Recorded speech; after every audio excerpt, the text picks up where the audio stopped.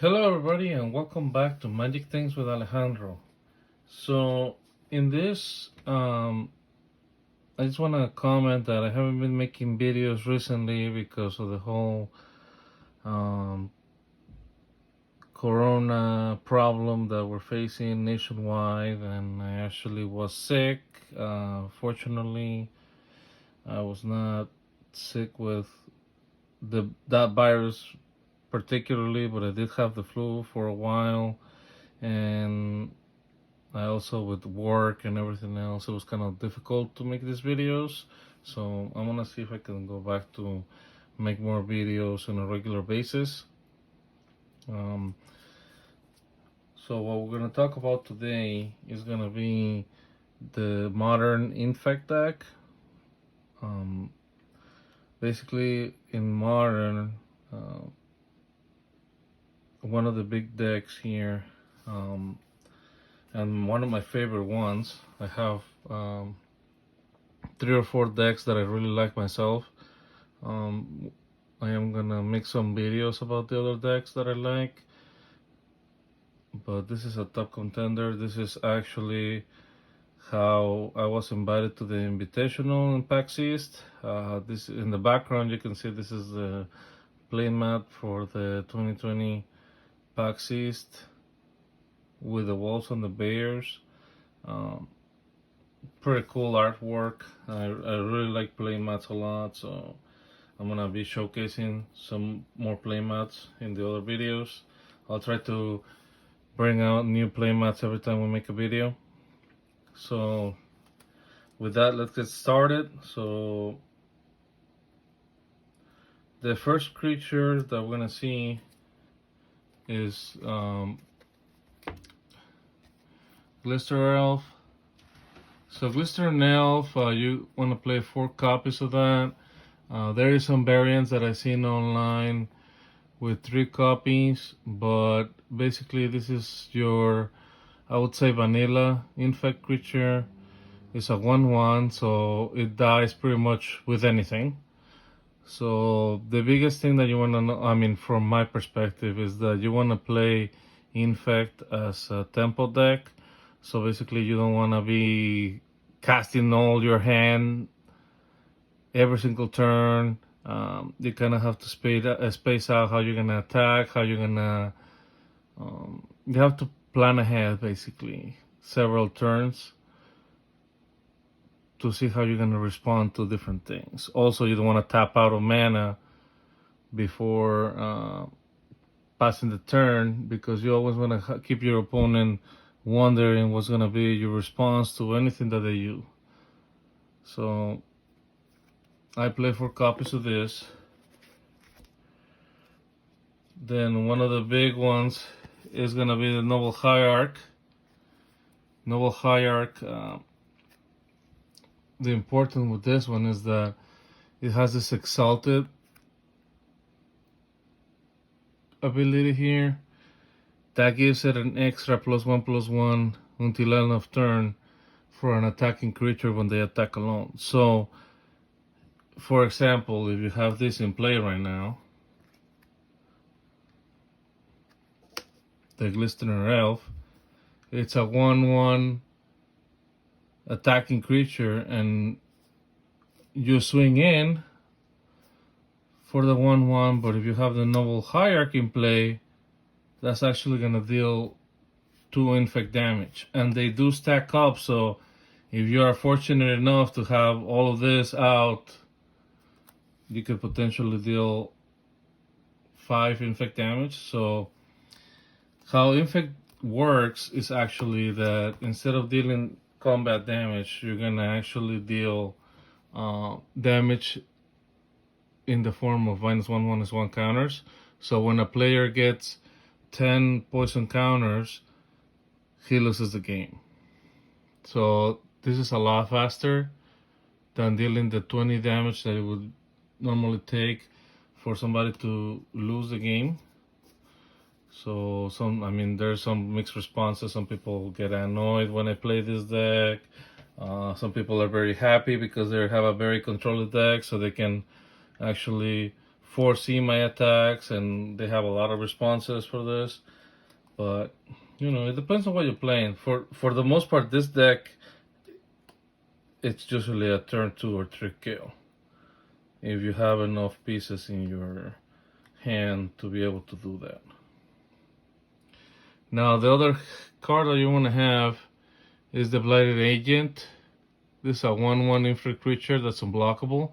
So I like this a lot better than the Glistering Elf because number one is unblockable, but the only issue with this is this.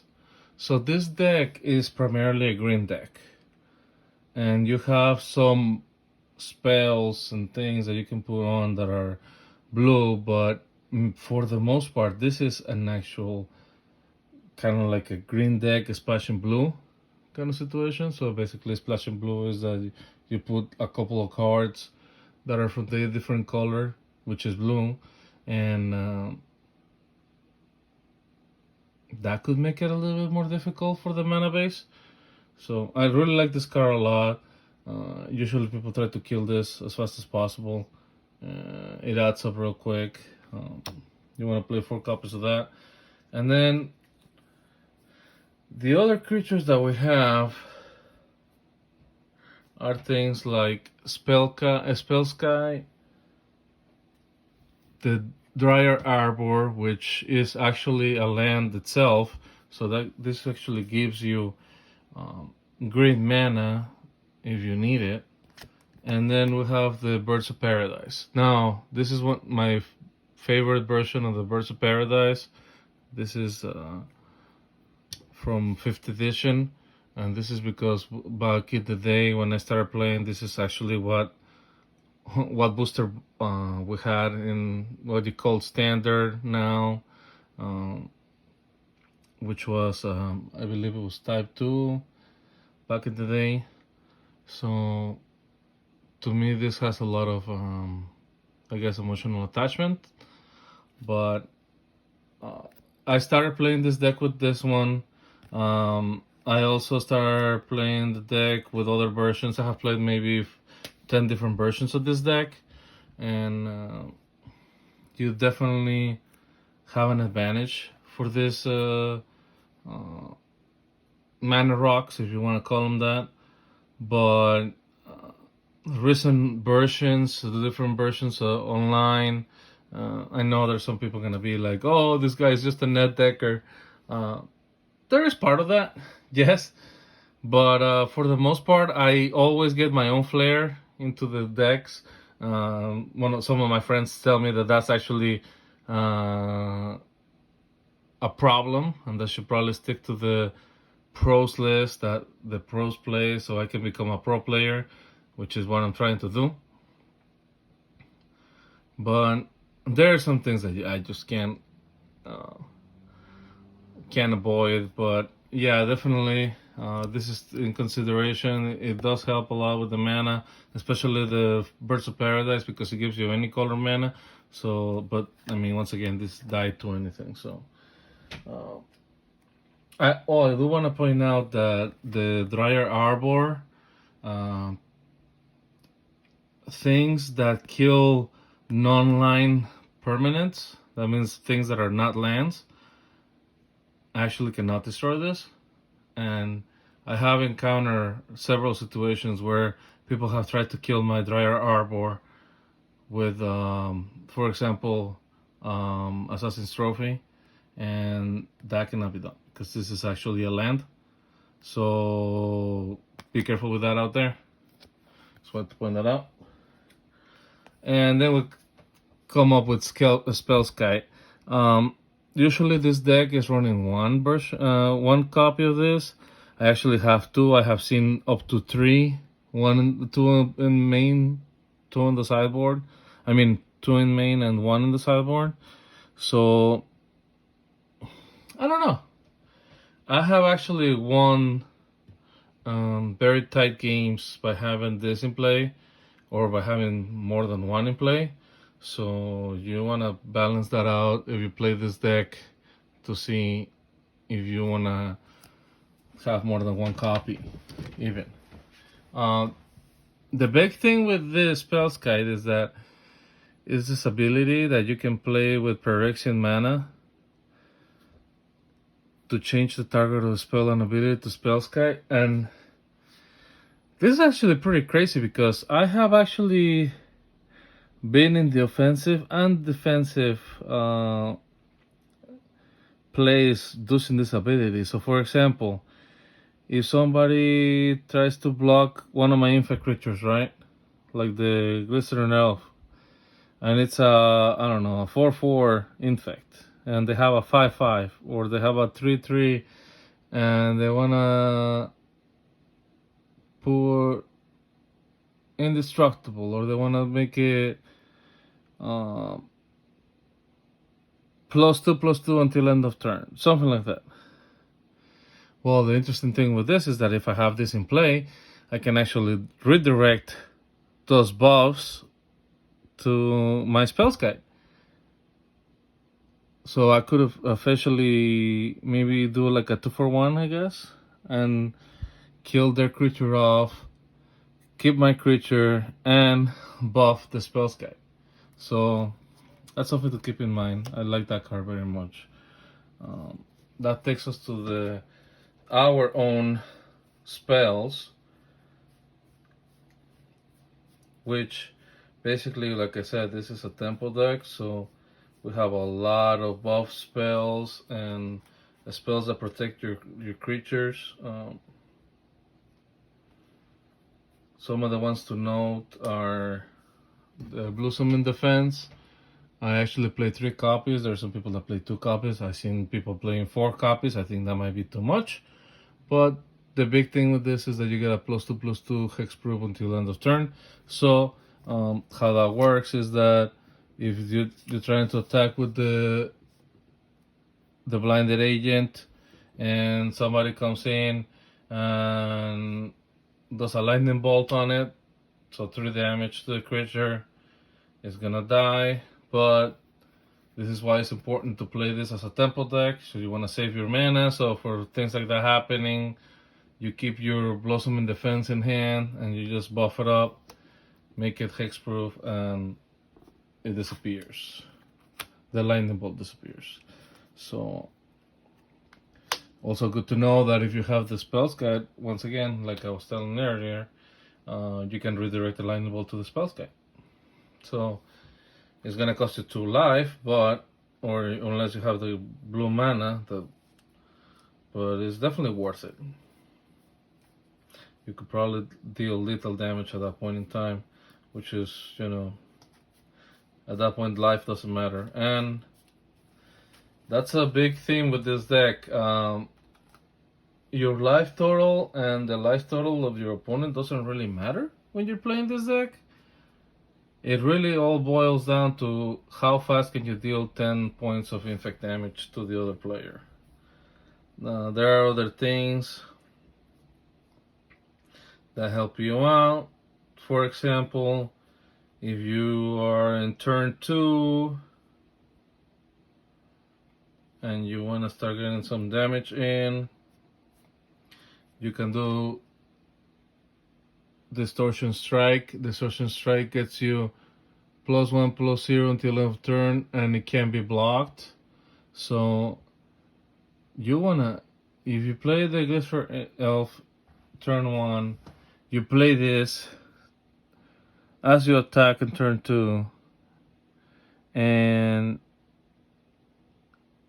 then you can do the rebound ability, which will let you cast this spell from your hand and exile it, and then the next beginning of your upkeep, you may cast this card from exile without paying its mana cost. I think that's pretty sweet. I mean, you can do a couple turns of this thing, and the second time that you cast this from exile, it's not going to cost you anything. So you can keep building up your army, and you can try to get in for more damage. So it's a pretty good card. I run 2 copies of that. Other buffs that Recently I changed my deck. I was only running a copy of this card, Groundswell, but some people have pointed out to me that this is actually way better than other things that I was using before. I haven't been able to take them out from my deck, so for example, other things that I was using or that I still use is 4 copies of Mutagenic Growth. This sometimes replaces the ground spells in different deck lists. I run 4 of those. You have the Might of Old Cruza, which is pretty good because if you play these on your main phase, instead of getting +2/+2, you get +4/+4 until end of turn. So, I mean, you can potentially turn 3, you can do 10 damage on the spot. You know, with the Noble Hierarch buff, with this, if you play a land on that turn, this actually gives you +4/+4. So I have done games where I have ended things turn 3 with this. But it's pretty important. Also, we have the Vines of Westwood. I run 4 copies of this as well. This card is just so good. This card is giving you things like the Blossom in Defense here. So you can be targeted special abilities this turn, the creature. So the Blinded Agent, the Noble Hierarch. Sometimes you want to use it in the Noble Hierarch. I mean, so the Noble Hierarch is very important to us as far as creatures go, because once you put them out, you know, you are adding extra damage every time you attack. And like I told you, this is a deck that you want to space out. You don't want to just dump your whole hand. You don't want to run out of mana. So keeping things like this in your hand could turn the match around, because some people might be even trying to get in and they want you to block with their creature. So having things like that, if you kick it, it's a 4/4, basically hex proof, and you can get in for a ton of damage. So you want to keep those there. Other things that are more costly in the deck are things like Becoming Mint. I only have 1 copy of this. This deck used to before other things came out in the last 12 months or so, in a year. This deck used to have 4 copies of this card. So basically you want a 12, which is exile a card for each colorless mana this has. So you can exile 5 cards from your graveyard in order to play this for just a forest. So you can see how this is a problem, because this means that the game went on too long. This is kind of like an end-all card, and by the time this happens, I mean, either you pay this for 6 mana, which is kind of hard in this deck because you're only running 19 lands. It's kind of difficult. I mean, they probably killed already your whole things. If they killed the creatures to begin with, we don't have that many creatures. So that's why we have all these buffs and all these things to keep it from happening. So this card is a little iffy, you know? So we have a 1 copy of that. One of the big ones here, even though it's a sorcery, is a scale up. Now, there's a lot of people that have been changing from 4 copies of scale up to 2 copies of scale up. I have seen 3 copies of scaled up, but I like this card. This basically makes any creature a green worm with power and toughness equal to 6 and 4. So how you do this is that you play this card. like the Glistener Elf, right? So the Glistener Elf makes a 6/4 green worm that now has also Infect. So this is kind of how like a turn 2 will happen to you. You can go in, make a 6/4 Infect green worm, and maybe you just go in, see what happens. At this point, you're kind of putting all your eggs in a basket, and you know sometimes you have to just be aggressive. But the other thing that could happen if you only have 2 green mana is that maybe you can landfall, which gives you the +4/+4 with the groundswell. So you have, so this is like a perfect scenario kind of thing. Happens in a blue moon kind of situation. You can potentially do the 10 damage to turn 2.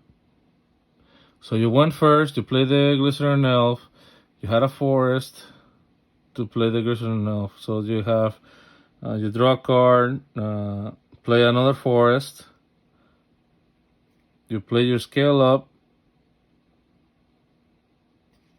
and then you play the groundswell for the kill. And if they take the damage, it's over. Because you have a 10/8 green worm with Infect coming at you. And if they can't block with anything, because this is block, you can block this card. You can block the Glistener Elf. Well, you move on to game 2. That's how that happens. So I love this card. I don't know how many times it's been. It's taking over games. It just goes in. You play that. They need to block, so the least of your worries. You know, they block your elf. You took out your opponent's one of your opponent's creatures. So maybe turn 3 you can get in and kill them off. So the other things that you want to have is kind of like some counter spells and things like that. I have run a copy of Spell Pierce. This is, I have found, only useful in the beginning of the game. So turn 1, turn 2, turn 3 maybe.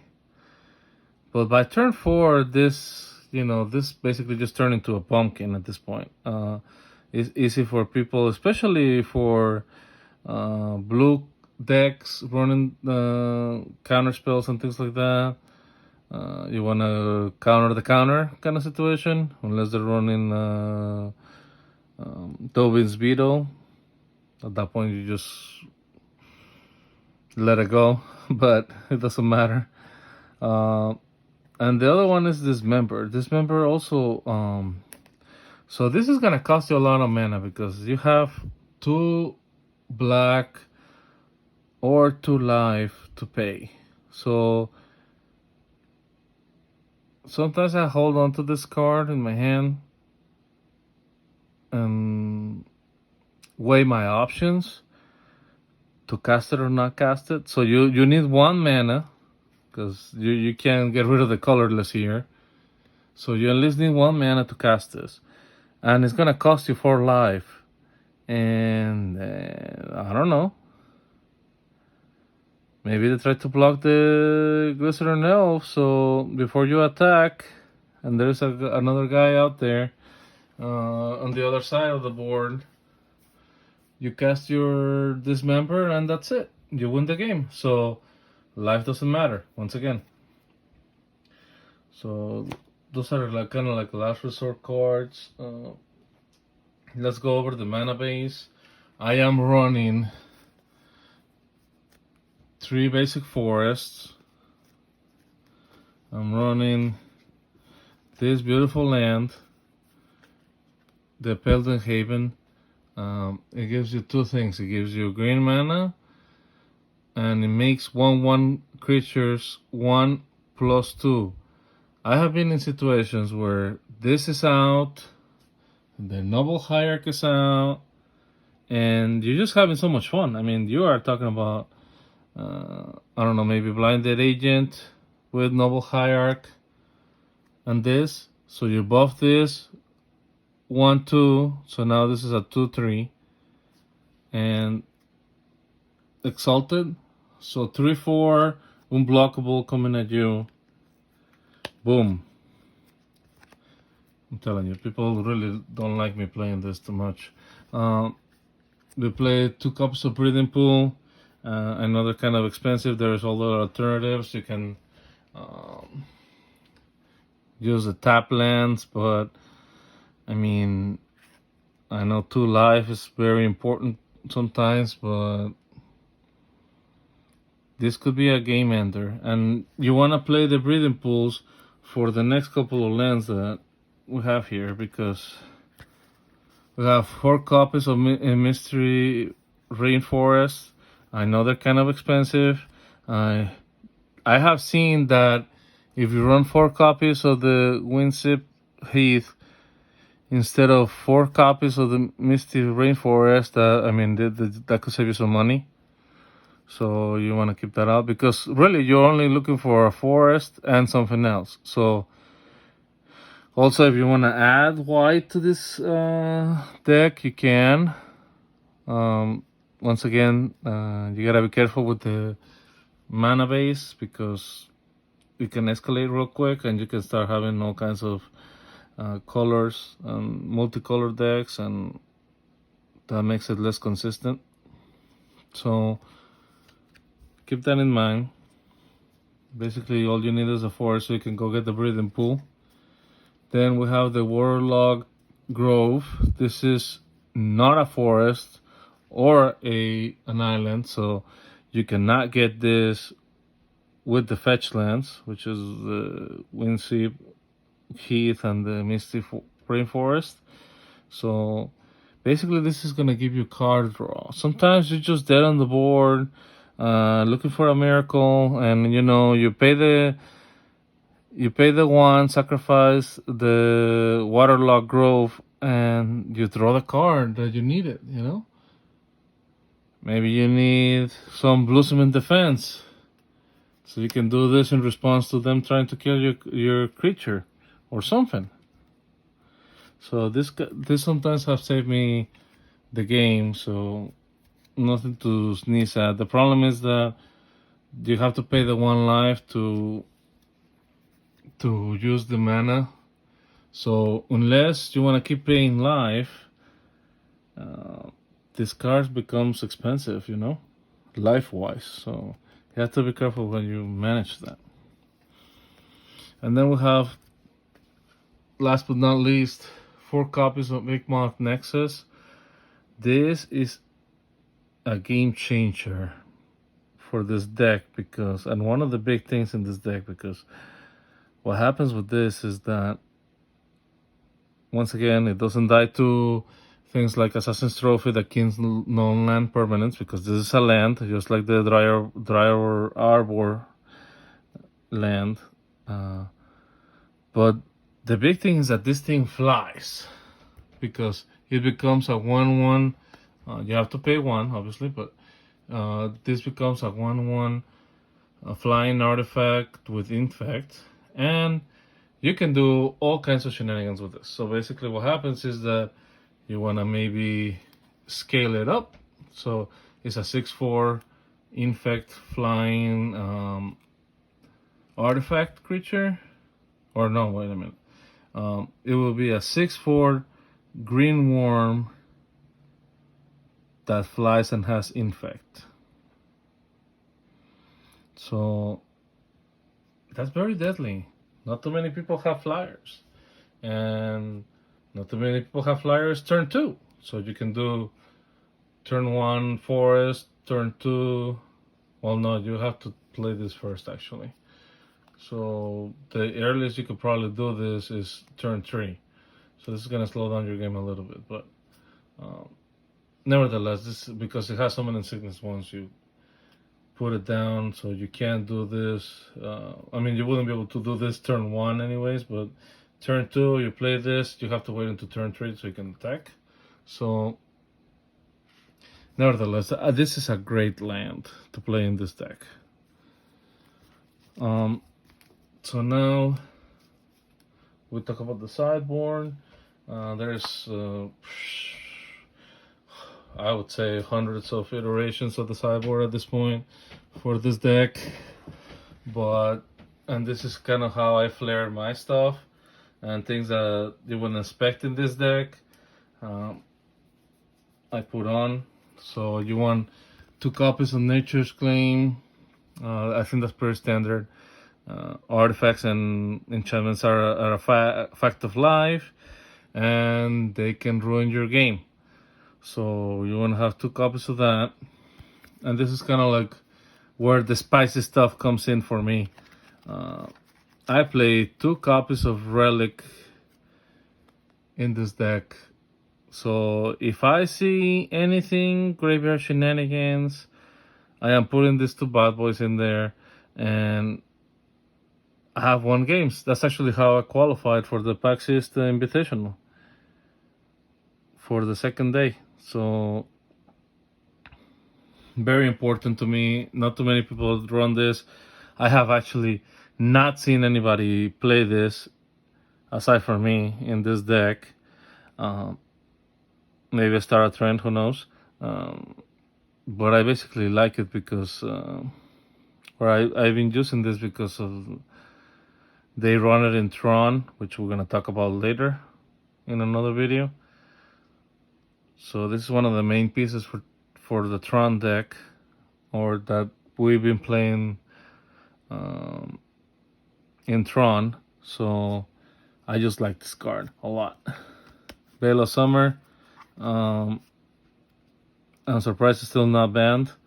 Maybe it is banned and I don't know about it, because sometimes it takes a minute for me to get around the bans. So super important card. This is basically, you run this against control, but it's another Blossoming Defense that doesn't have the added value of the +2/+2. But if your opponent casts a blue or a black spell, you get to draw another card, which is pretty good. The second copy is Field Pierce. Some people run this main. Like I said, I only run 1 because I have found myself holding 2 Spell Pierces at the end of the game when I lose, and I can't cast it because the person has like 4 mana waiting for me to do anything and counter everything that I have in my hand. So not worth it. The Graph of the Year's Cage, been debating whether or not to change this actually for Leyline of the Void. I don't know. Maybe somebody can tell me in the comments what they think about this. But graveyard decks where this is all pre-pandemic, so the Graph of the Year's Cage might not be a thing that we need to worry about anymore. Maybe there's better sideboards out there, but this is what I'm playing right now. Well, this is what I played until they close everything down. The second copy of this member for creature decks, super important to run this. Other things like the kitchen things, I have seen a lot of people remove this from their sideboard. It started out with 3 when UMA came out, like about a year ago or so, and people have taken them out completely from their decks. So I don't know. Depends. I use this for blocking, so I don't die before I try to set up. So 2 copies of that, and 2 copies of Force of Vigor. So why you want to use Force of Vigor? So like I said before, if you see here, most of the cards are green. So you have cards that are green in your hand, and if it's not your turn, you may cast the spell by exiling one of the green cards from your hand instead of paying this mana cost. So you can do this. If somebody comes up with artifacts or enchantments turn 1, turn 2, and they are destroying your things, or maybe you can cast 1 mana cards, for example, with the chalice. You can potentially do this and destroy it. So destroy up to 2 target artifacts and enchantments.